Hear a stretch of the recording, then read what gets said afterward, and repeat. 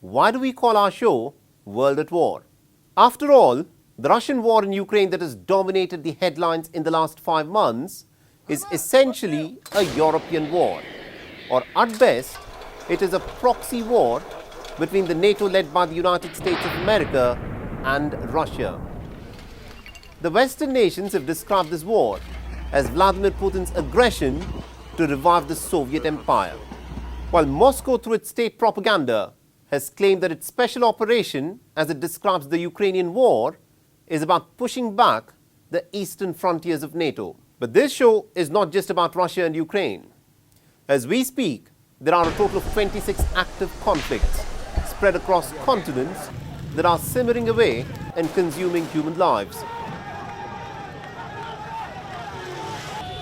Wars happen because even after thousands of years of civilization, human beings have not been able to come up with better ways of resolving conflicts. Yes, talks and diplomacy do work, but they have their limitations. And often in such cases, it is the battlefield that decides the forward course. Around the world, every inch of territory, every river, lake and waterway has a claimant, and often a counter-claimant. Ideas have the power to move the world, but they also often drag groups of people into a war zone. Religion, the old savior of mankind, has perhaps been one of the biggest sources of conflict. And our show World at War is about all these conflicts.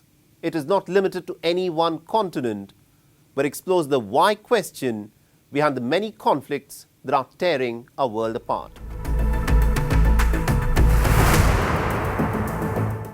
Modern warfare in the course of just the last decade has undergone a fundamental change. Drones now dominate the battlefield.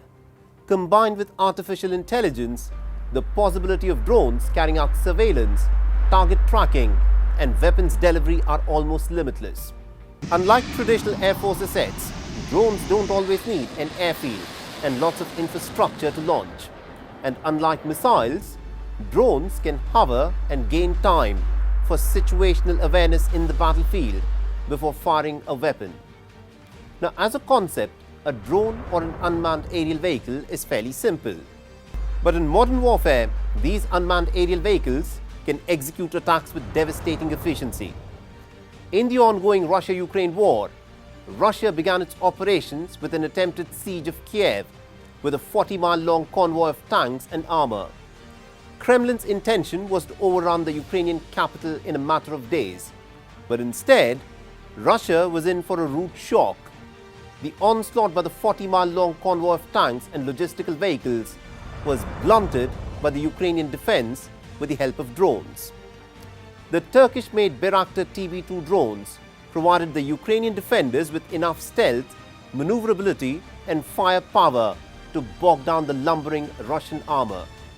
If open-source intelligence numbers are to be believed, then Russia ended up losing a staggering 476 tanks in the first few weeks of war, besides 10 helicopters, 2 naval ships, 3 command posts, 2 logistical trains and numerous other supply trucks.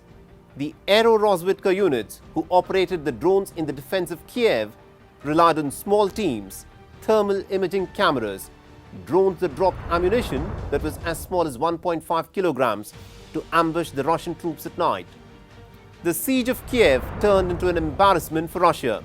Thwarted by drones, Kremlin was forced to reassess and re-strategize. This made Putin pull back his tanks towards Donbas to engage in a grueling war of attrition. Russia learnt its lesson in fighting against the drones, and it learnt it the hard way. In the Donbas region, Moscow relied on tactics like consolidating its anti-aircraft assets and electronic jamming devices to neutralize Ukraine's drone advantage. For now, though, Moscow and Kiev are fighting an artillery war, a type of battle which the Russians understand and have a clear advantage in. Russia has also deployed its drones in the Ukraine war, but its supplies are running low after months of bombardment. Now, according to the American National Security Advisor Jake Sullivan, Russia is now relying on Iran to supply it with a minimum of 300 combat and surveillance drones. And that is that our information indicates that the Iranian government is preparing to provide Russia with up to several hundred UAVs, including weapons-capable UAVs, on an expedited timeline. Our information further indicates that Iran is preparing to train Russian forces to use these UAVs, with initial training sessions slated to begin as soon as early July.